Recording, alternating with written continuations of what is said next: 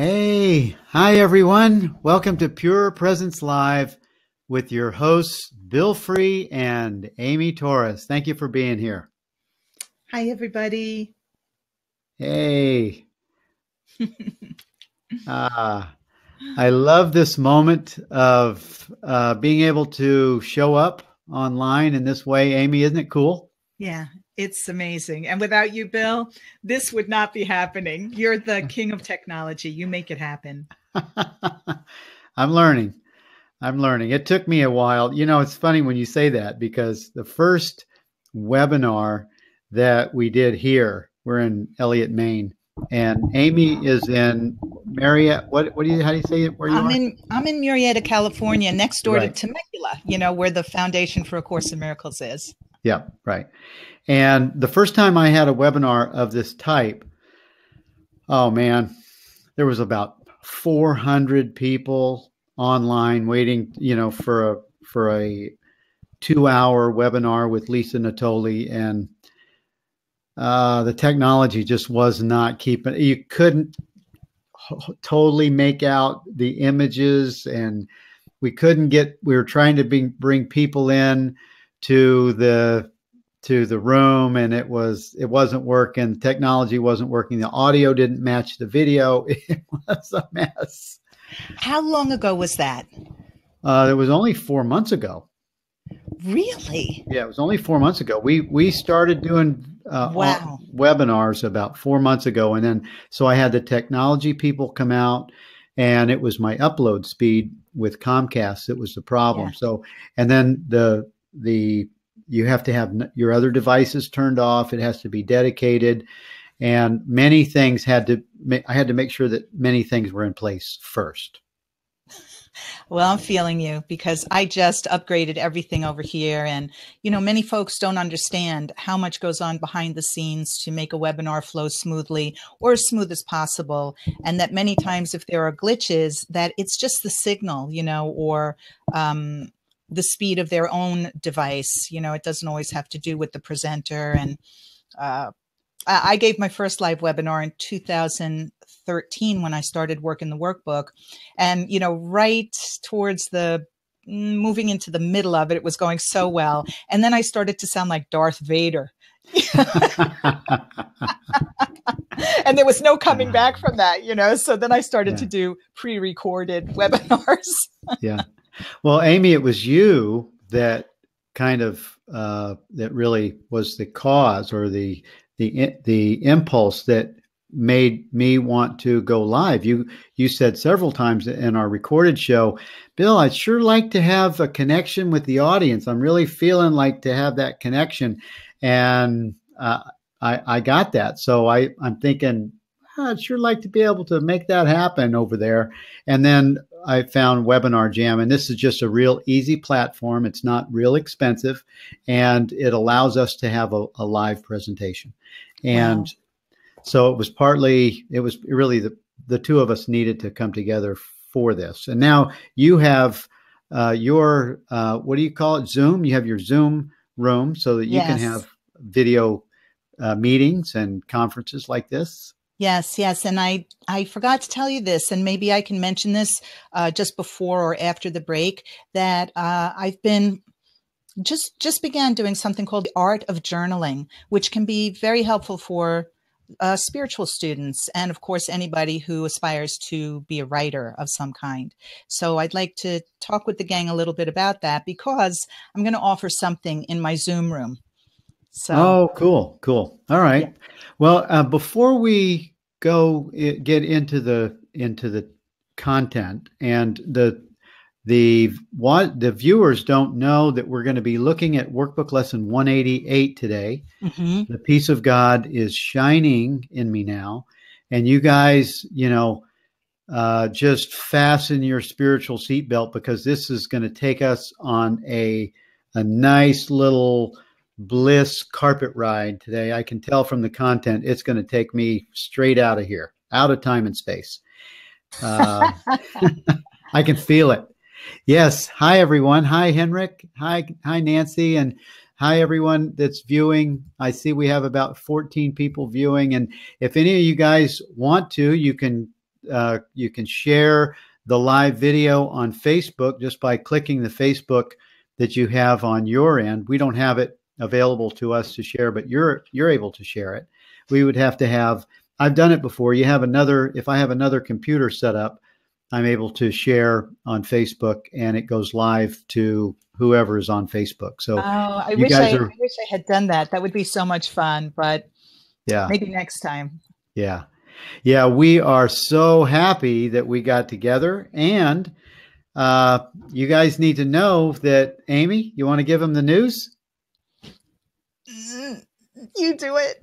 No. Okay. So, you guys are on the first of the last 6 shows that we're going to do for this season. Doesn't mean that we won't be doing things together, because I know that we will, but Amy has a couple of books that want to be written, and she is going to take a sabbatical from the show Pure Presence, and she's going to focus and pay attention on her the books that are asking to be written. So these are the last 6 shows of the season that Amy and I will be sharing together, and then she'll be a guest sometimes when there's room in her space. But I'm going to honor her decision, and it's really, we love each other so much, and I totally know that she has this inspiration that wants to be in print, and it's really good for all of us. So I'm happy that she made the decision, and she did it in such a beautiful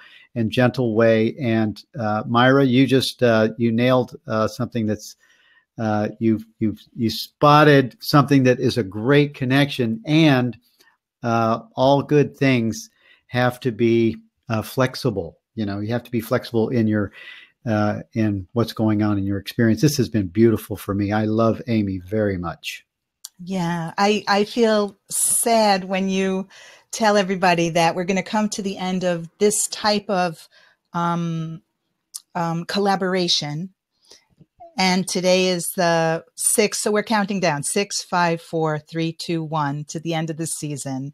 Yeah. And then I'll definitely be back as a guest, and I feel pretty sure that we'll be collaborating in a new way down the road. But you put it perfectly for me, Bill, and it's interesting, you guys. I feel a sad, achy feeling in my heart, even as I also feel this uplifted support. I so appreciate your support, Bill, in helping me birth these books that have been inside me for a long time. The one that should come out first is called A Course in Miracles Clarified, and it's a compilation of my Ask Amy column. So I call it Spiritual Answers to Human Questions. And that's close to being finished, and I need to just really focus on formatting it and getting it out at least as an ebook on Kindle. Any of you who are interested in helping me with that process, you could help, because you could spread the word, and you could also write recommendations. So if you're interested, let me know. And then I have a couple other books that are very interesting, and that's why I'm doing this Art of Journaling thing, because as I'm writing and just sharing the writing process with other people who have been doing spiritual journaling or would like to, you can join me while I'm on my writing journey right now. Nice. And I have a couple of ideas. The show Pure Presence will carry on, and I have a couple of ideas of a new format that I'm really looking forward to see unfold and revealed to me in a more of a complete way. But it's going to be good, and we'll be here. I think our last show is sometime around the last week in September. The last show will air on September 29th on Unity FM radio. The last show live with the two of us will be 2 weeks prior to that. So take 2 weeks off of that. So like the 15th will probably be our last show. Because we do the live shows on Tuesdays, and then it gets broadcast as a radio show on Fridays. So that's what accounts for that. And anything coming through you, Bill, will be nothing less than brilliant, because you shine. Yeah. Well, thank you. And that's what our talk is about today. The peace of God is shining in me now.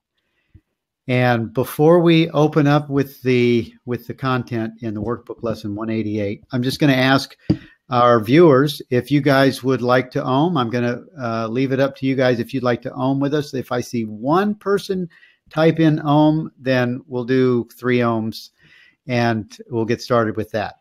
Otherwise, we'll get started with the workbook lesson, The Peace of God is Shining in Me Now. So if you hear a little bit of click clack on my keyboard, that's when I'm interacting with you guys in the chat. And I'm just scrolling through to see if there's a request for an Om. Oh, and we got one. We got one from Renee. And here comes nice, Barbara and Myra. So here we go, guys. Come on. Let's Om. Yeah. This is one of my favorite things.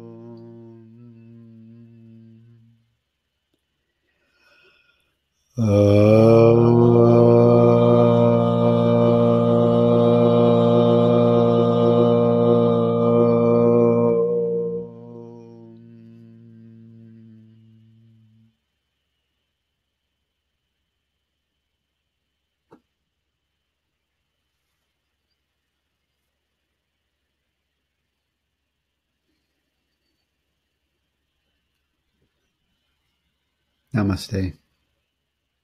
Namaste. It works every time. I know. So good. Okay. You know, this is so much better than drugs. This oming is just and I'm serious in that it's just, you know, that's what drugs replace. It's the drugs, alcohol, addictions, they all are a substitute for the experience of presence, for the experience of what the Om does, what the quiet presence does, and this place of the inner knowing, the inner seeing, the inner vision, the stillness, the quiet place. It's the place where we like. I don't know. It's almost like it's our remembering place of oneness. It's so interesting you said that, because I noticed in lesson 188, in the second paragraph, it says, it is not difficult to look within, for there all vision starts. There is no sight, be it of dreams or from a truer source, like the Holy Spirit, that is not but the shadow of the seen through inward vision. There perception starts, and there it ends. It has no source but this. And I feel that what you're saying about the Om, it speaks to this, or vice versa, that the Om takes us all the way back to the beginning of where the sense of an individual comes out of. And even if you're the most agitated person in the world, if you can just get yourself to Om, there is a quieting. And then if you continue to Om, the stillness begins to take over the agitation, the agitation has seemed so compelling that, you know, often we turn to drugs or substances or alcohol or whatever, food, sex, whatever it is, to numb out. But if you stick with Oming, it will quiet you. And as a person who is prone to agitation, I'll tell you that I've needed to do it in sets of 3. So the idea of doing a lot of Oming, even that's too much. But 3 Oms, that I can do. And then 3 more Oms, that I can do, because the first 3 settled me down a bit. And then after 6 Oms, another set of 3, Yeah. You know, you were in Las Vegas last year, or Yeah. was that this year or last year? Last year. Last year. And I opened my talk with 3 ohms, Mm. and it totally calmed me down. You know, that was the first time I've been presenting and public speaking to an audience of 500 people and on the big stage, and that really just it settled me in, and I felt okay, I can do this. Nice. Did you do that backstage just before you walked on, or I did did it you do with the that with the audience. audience? I asked everyone to stand up and join hands. I must have been And there. I must have owned with you. yes, you must have. Yeah. Yeah. But there were a few people that said I loved it, and other ones going, "Is this a Course in Miracles?" Right. Right. Right. Yeah, Yeah. but it does take me into a place, and I love it. It's actually as it just expressed. It does just what you said, Amy. It quiets everything down, and it settles.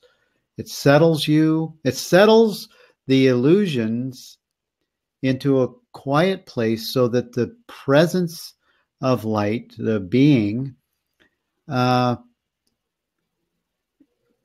self-realizes, recognizes, and remembers home, and has that experience. And then I don't know. It seems like when you're in the experience, you're in this place where you could stay forever. It's just like an experience of, oh wow, I could hang here till forever. And Because it's then natural. Because yeah, it's natural. They always say that when you encounter your real self, it's realer than anything that has seemed real up until then. right. You Yes. also just said self-realizing, and it made me think of Paul Hederman, a spiritual teacher, comes out of the 12-step tradition, who talks about how what we're doing is selfing. That's what being an ego is. It's selfing. And I got a big kick out of you just spontaneously saying, and then we're self-realizing. So as we stop blocking God, as we stop pretending that God isn't there, we just naturally go into self-realizing rather than in a very deliberate way, selfing, which is what the ego wants to do. Yeah. Yeah. True. And I was just came to me as we were talking. It just came to me that it's almost like the experience of the experience, or noticing or feeling the experience, almost happens when you come out of that place of no thought, that place of pure presence, and you could stay here forever. It's almost like it's the coming out where you go, oh wow, that was fantastic. That makes sense, Bill, because awareness is aware, and then one step away from that aware of, I guess, is the experiencing. So Yes. Yes. Very cool. So before we get into the text, I'm just going to ask everyone one question. It's my new favorite question. And I want you to just contemplate this as we move along here in what we're going to be talking about, which is pure gold. What is it? What is it that is aware of your experience right now? What is it that's in the background that's aware of this experience?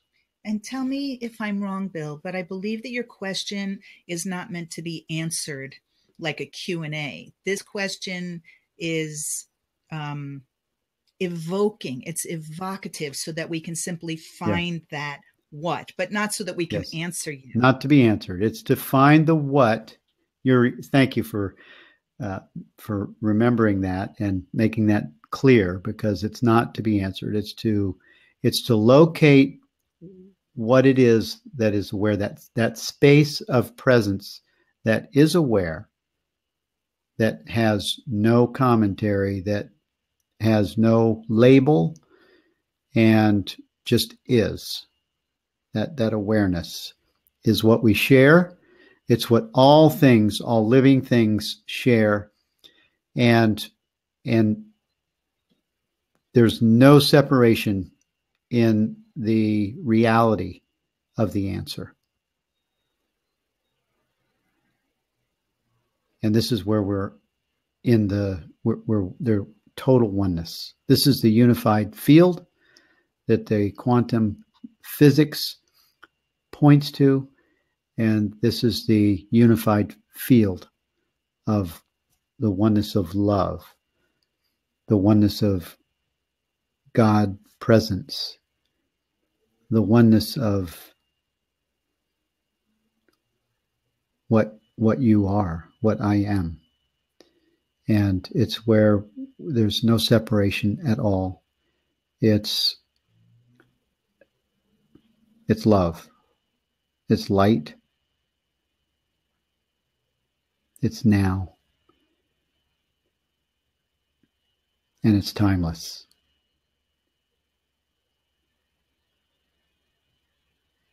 And it's heaven. The peace of God is shining in me now.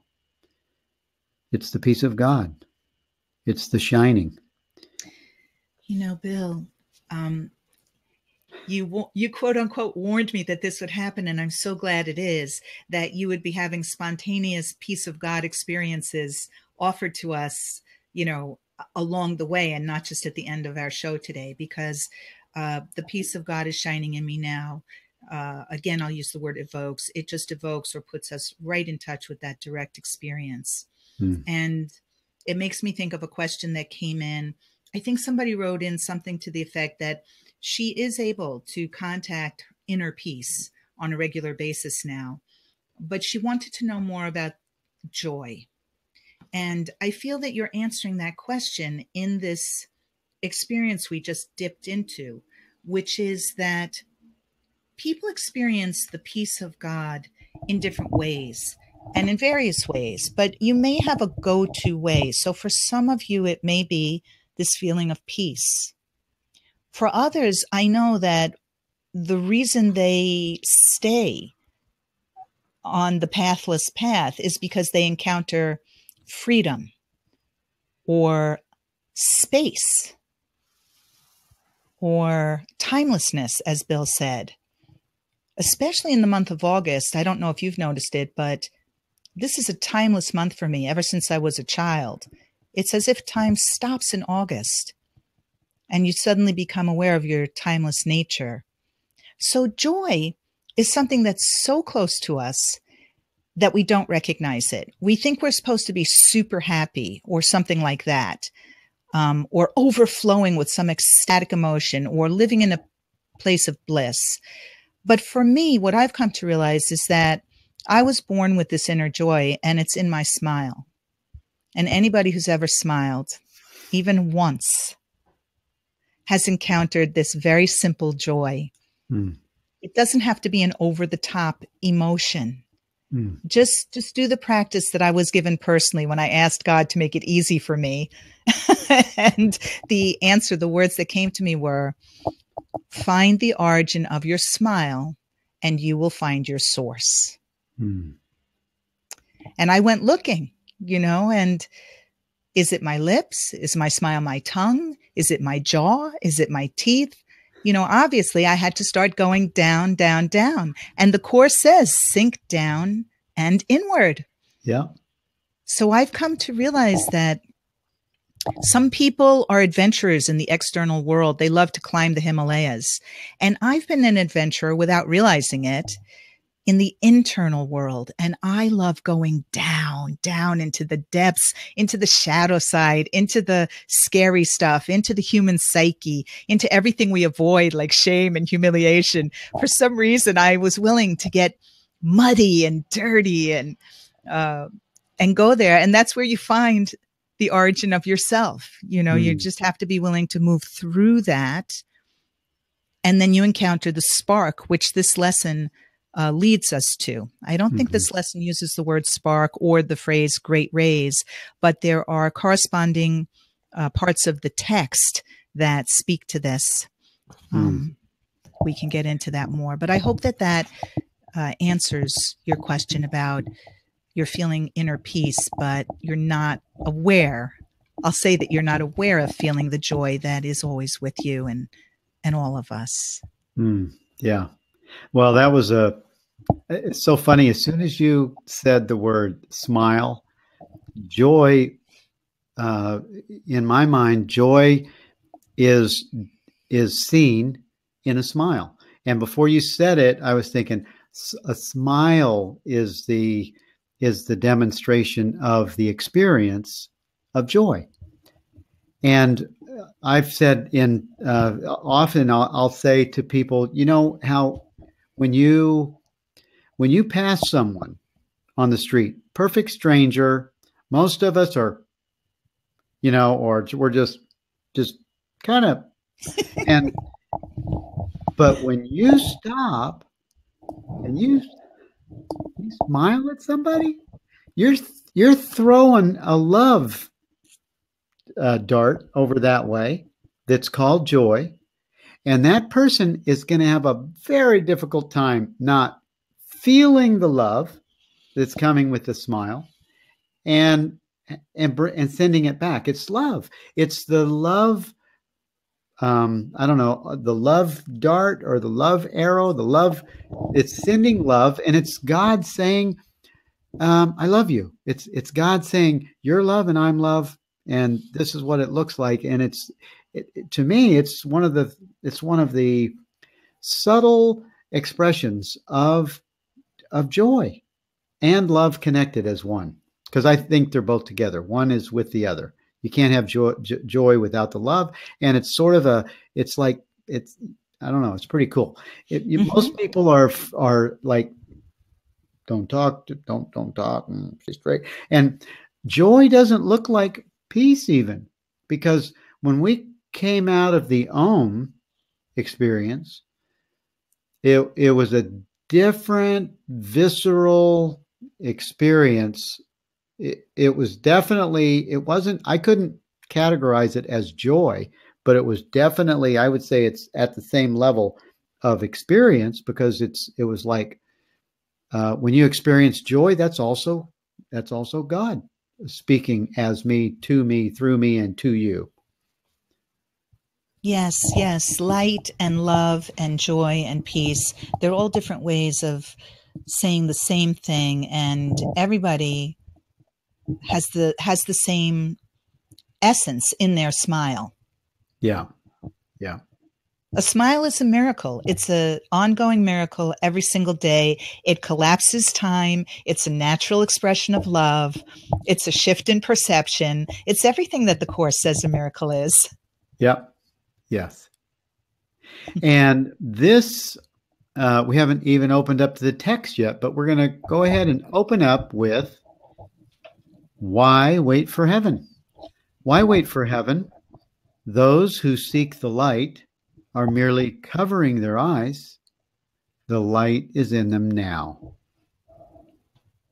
Enlightenment is but a recognition, not a change at all. Light is not of the world, yet you who bear the light in you are alien here as well. And this is speaking to us, you guys. So it's just directly speaking to you who bear the light. In you are alien here as well. The light came with you from your native home and stayed with you because it is your own. It is the only thing you bring with you from Him who is your source. It shines in you because it lights your home and leads you back to where it came from, and you are at home. Yes, I love this, because we're told that we are aliens here, and so often we do feel that way. Sometimes Jesus in the Course also refers to us as the separated ones. And this is the first section that I was referring to when I said it touches on the text, which talks about us being a spark. So I looked it up, and the Course makes 37 references to the word spark. And one quote from chapter 10, section 4 says, "Yet God has kept the spark alive so that the rays can never be completely forgotten.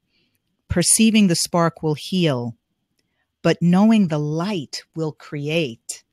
So you guys, it was the first time I really thought of it this way, that when we come into perceiving the spark within ourselves and begin to really notice it and have faith in it and turn to it, that's the healing phase. And then when we get into the knowing of that light, as we do when we Om, as we do when we follow Be Still, and you will know that you are God, then you are really operating as one of God's great rays, as a pure conduit for miracles in that act of creation. I don't even want to say act, but you move from healing to creating, from healing to knowing that you are whole. Yes. Yes. So beautiful. Yeah. And it's also an act of, and I feel that this is where our understanding, Amy, leads us to the experience that's being described here. First, we learn it. At first we don't understand it, and then we learn it. We have an openness and to see something different, and then when we have understanding, we learn that we can shift our experience. We can shift what's occurring by acknowledging the truth of what we are. We actually have access to the power of God, to the power of the universe that's right here as us and with us and supporting us. And in the acknowledgement of knowing the truth, we can experience the truth in time as a human experience that knows that it's not human, that it's an alien. Yes, yes. And there's a beautiful meditation in lesson 69 that has us move through the clouds. So any of you who want very clear instructions on how to do that can use lesson 69, the meditation there. And also, you guys, I have a Facebook page called ACIM Meditations. I think it's with one M, ACIM EDI, etc. meditations. And I've taken meditations throughout the course and either excerpted them or adapted them a little bit so that you can use them, and they're powerful and beautiful. I don't even think to share these pages with you because I just made them, I guess, sort of for myself. Of course, I wanted to share them, but if you go to my website, I have a new website, amytorres.love, and you click on spirituality, it will take you over to my Miracles website. And there is a list of all the Facebook pages I have for your forgiveness practice, for light experiences, for meditations, and body image, miracle workers. There's a bunch of them that you know make use of them. They're free. They're just there for you. Nice. Very nice. Well, before we take a station break, I want to look at a couple of key phrases that are in this first paragraph. The very first one, the first 4 words, why wait for heaven? Why wait for heaven? And the simplicity of this statement is in the question that I propose, that you ask, but don't really answer, but just notice.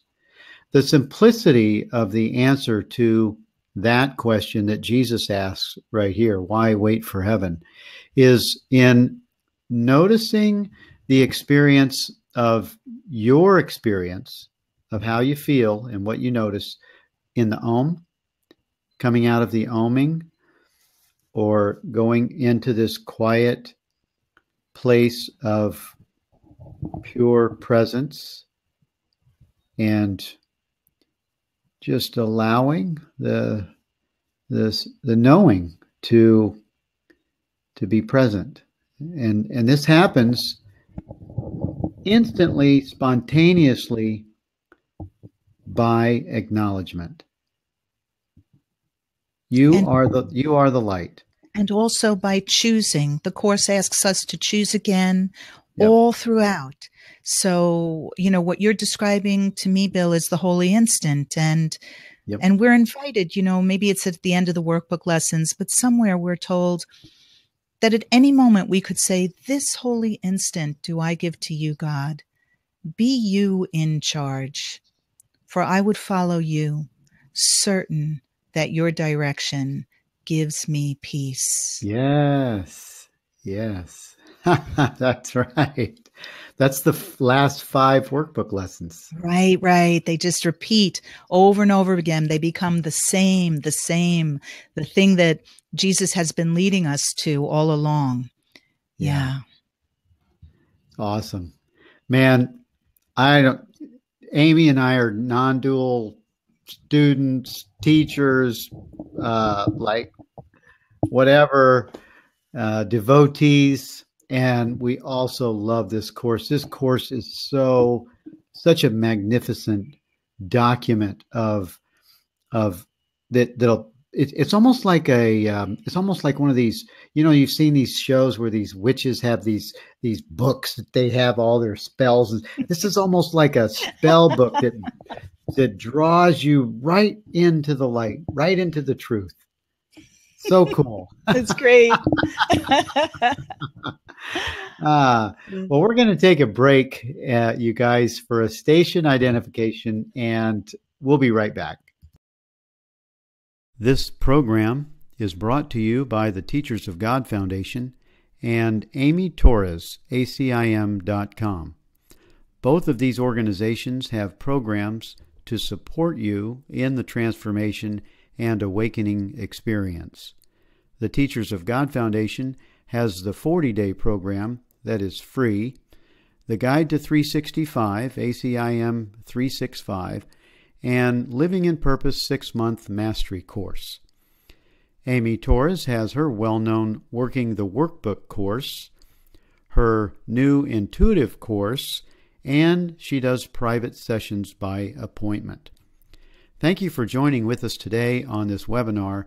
And now back to Bill and Amy. Hi, everyone. Welcome back. Yes. Amy, I love these hours go like it's like, really? An hour is over? Yeah. It's, I guess that time flies when you're having fun. That was so fast. Well, Amy, would you read the second paragraph? Yes. And just before I do that, since we had a station break, guys, I'd just like to invite you to join me in the art of journaling. If you want to know more about that, you could do spiritual journaling, or if you're interested in writing, just go to my website, amytorres.love, and click on writing. And then you can sign up for the art of journaling and you'll find out more. Nice. Okay. So where are we, Bill? We're on paragraph 2. Okay. On workbook lesson 188. Yes. Yeah, I have so many notes on this lesson. Yeah, okay. This light cannot be lost. Why wait to find it in the future, or believe it has been lost already, or was never there? It can so easily be looked upon that arguments which prove it is not there become ridiculous. Now, a master like Mooji makes that so clear. You might read it here and think, but if you sit at the feet of an embodied master, master who's here on planet Earth, then it gets so driven home in a way that is much harder to argue with. Not that sitting at the feet of a disembodied master like Jesus is not powerful. It's immensely powerful. But if it doesn't penetrate all the way, that's how I found myself at the feet of Mooji and many other masters along the way, Guru Mai and Neelam and Rupert Spira, of course. And, I like to joke that I was hard-headed, and so the message didn't get entirely through just with the course, which it easily could. So then I was led to Living Masters. But if you can really sit quietly with the course, it'll take you all the way. That's true. I think somebody who's a real demonstration of that is Liz Cronkite, by the way. She's a wonderful course teacher, and she's really purely worked the course. Yep. So I agree. Yeah, Bill knows what I mean. Yep. Should I keep reading or? Yeah, I think just go ahead and read the paragraph. Okay. So I'm just going to begin again. This light cannot be lost. Why wait to find it in the future, or believe it has been lost already, or was never there? It can so easily be looked upon that arguments which prove it is not there become ridiculous. Who can deny the presence of what he beholds within him? It is not difficult to look within, for there all vision starts. There is no sight, be it of dreams or from a truer source, that is not but the shadow of the seen through inward vision. There perception starts, and there it ends. It has no source but this.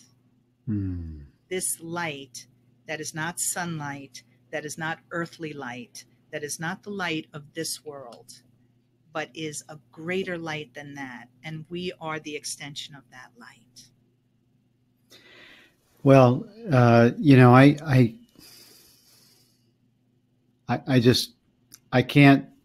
can only say that this paragraph validates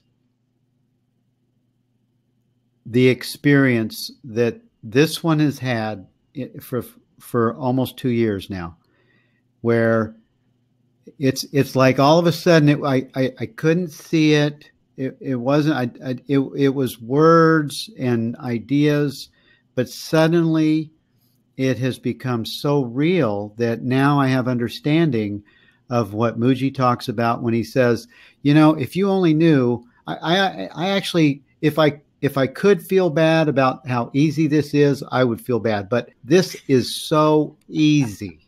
Also, what you're saying, Bill, is that even though there's this accumulation of the past 2 years where you now know what you know more than ever, what's interesting is that you've been a light the whole time.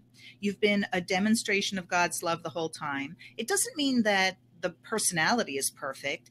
It just means that you've really been a beacon, and you've had spiritual experiences, and you have also facilitated spiritual experiences in others. For instance, when you were in Vegas standing on a stage with 500 people available to have a shift in perception if they were open to it. You've been that conduit and that miracle worker, even as you yourself are continuing to own the truth. And that's definitely the same for me, and so many spiritual teachers, write about, looking back, I realized that I hadn't fully realized what I know now.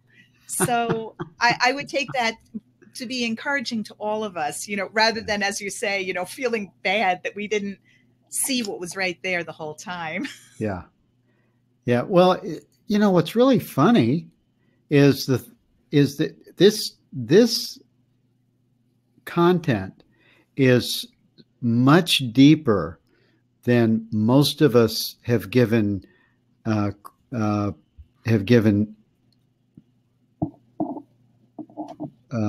really validation to.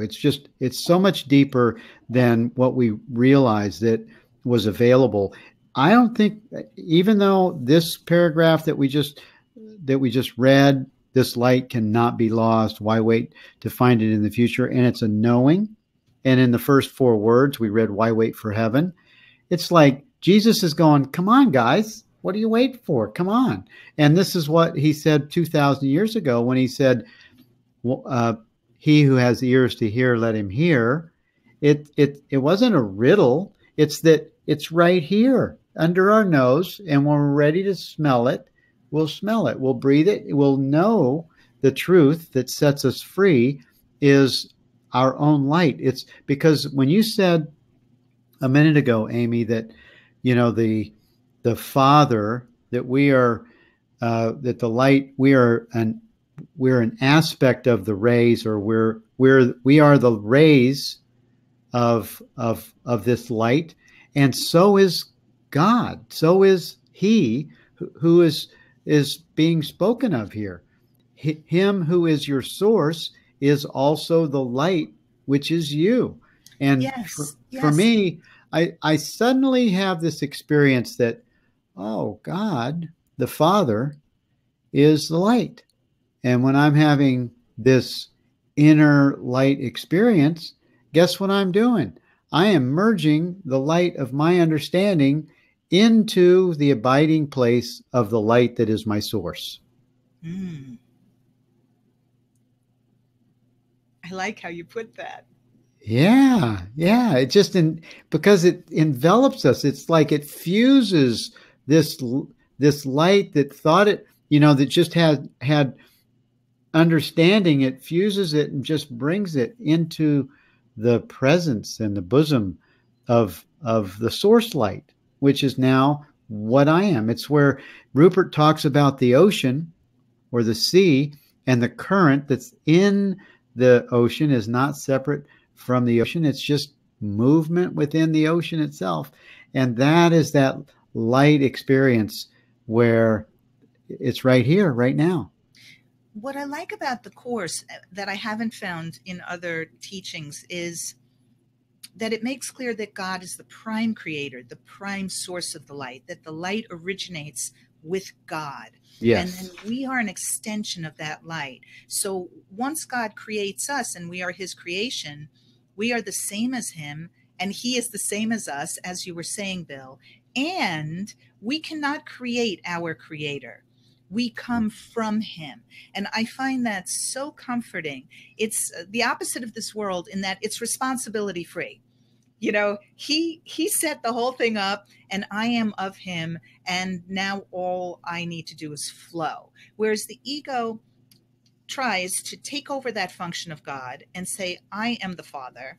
And I have a humorous little video on that called The Mythology of A Course in Miracles.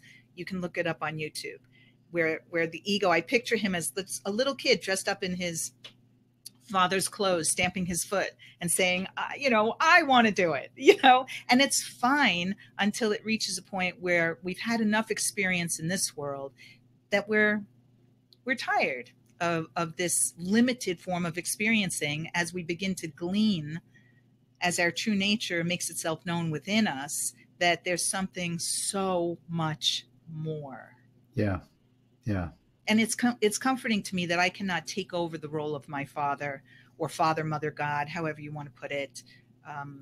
That luckily that is impossible, that I, as a wave in the ocean, cannot overcome the ocean. Yep. Well, it's the same thing Jesus said when he said, of myself, I can do nothing.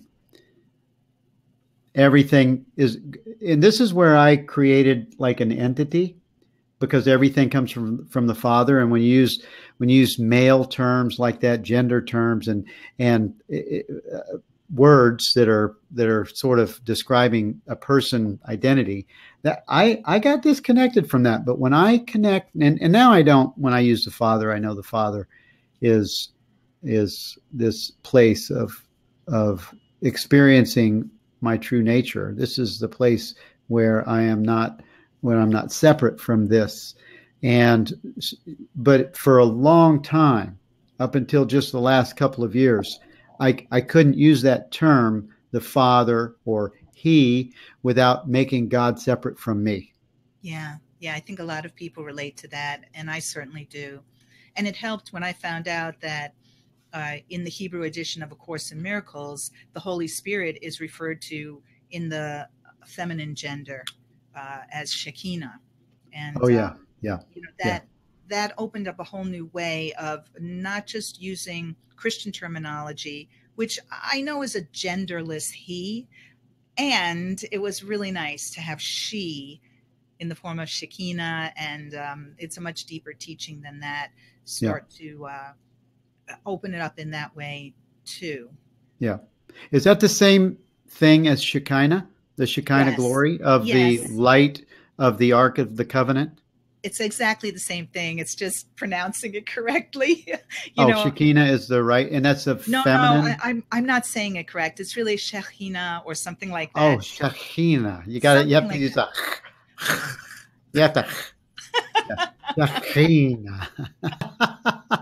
Bill, I was telling you about this, and I'll just mention it now as a quick side note that I interviewed Vera de Chalambert, who is she's just a great scholar of religion, and particularly the dark goddess, the dark feminine, the shadow side. And I spoke with her about Shekinah because I'm so interested in this. So I'll let you guys know when that's available.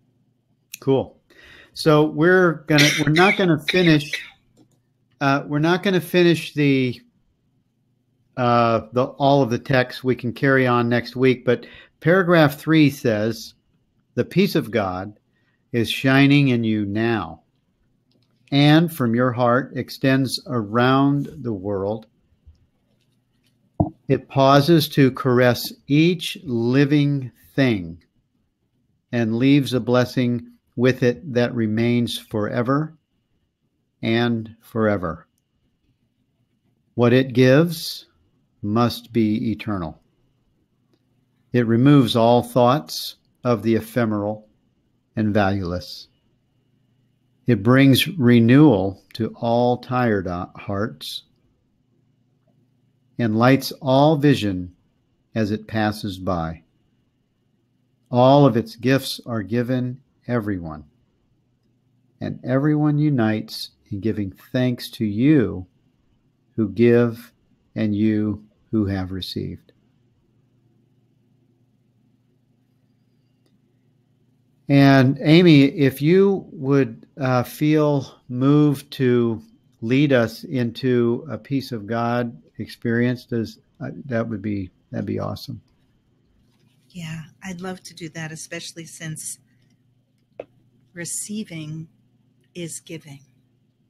So in this moment, allow yourselves to receive something that so often we do not feel deserving of, that we can be the ones who sit still.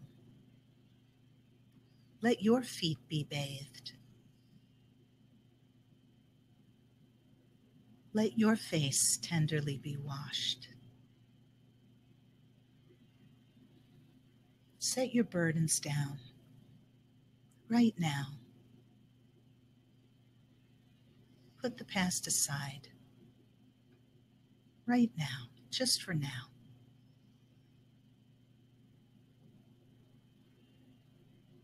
And feel what's really here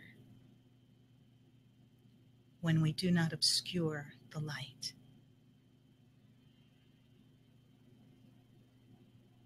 You may experience it as a mysterious brightening from within, contacting that spark that lives within you always. And we are here together to light that spark and have it increase as much as you can tolerate right now. Feel yourself warm from within. Feel your heart soften. Tears may come to your eyes. Tears of gratitude, relief, quiet certainty, joy.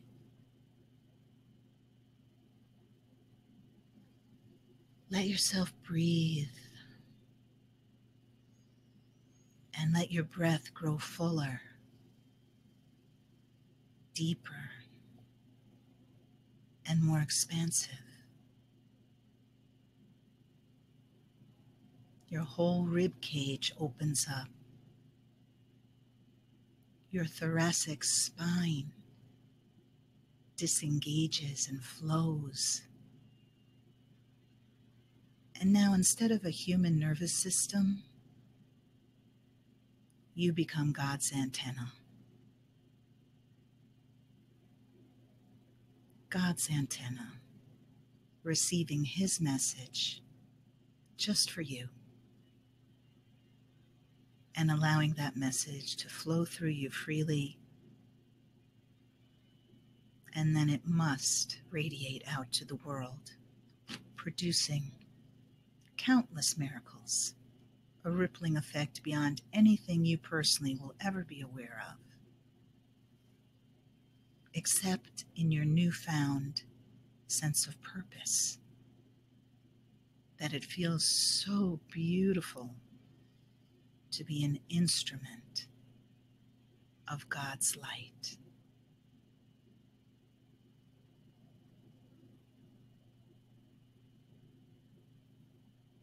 And so it is. And so it is.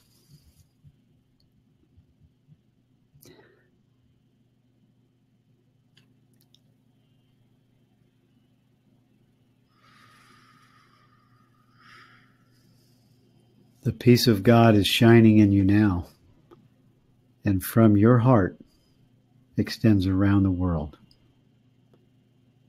It pauses to caress each living thing and leaves a blessing with it that remains forever and forever. What it gives must be eternal. It removes all thoughts of the ephemeral and valueless. It brings renewal to all tired hearts and lights all vision as it passes by. All of its gifts are given everyone, and everyone unites in giving thanks to you who give and you who have received.